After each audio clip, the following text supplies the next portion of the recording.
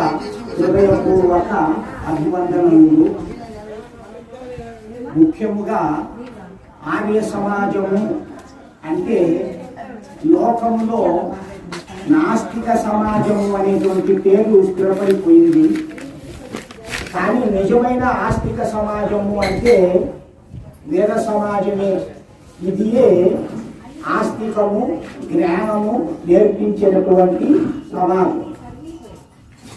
అసలైనటువంటి పరమాత్మ ఇచ్చినటువంటి జ్ఞానము, ఆయన ఇచ్చినటువంటి వేదము, ఆ వేద జ్ఞానాన్ని ఆచరించిన వాళ్ళు, ఆచరింపబడే వాళ్ళు అందరూ కూడా సుఖ సంతోషాలతో బ్రతకాలని పరమాత్మ ఇచ్చారు.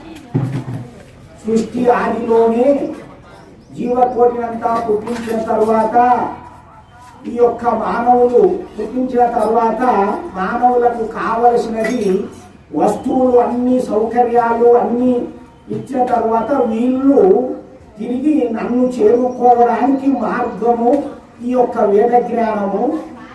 ఈ యొక్క వేద జ్ఞానాన్ని ఆచరించిన వాళ్ళు ఎంతో సుఖ సంతోషాలతో ఆనందంగా ఉంటారు. దేశము ప్రపంచము ఆనందమయముగా ఉంటారు అని చెప్పేసి పరమాత్మ మనకించారు.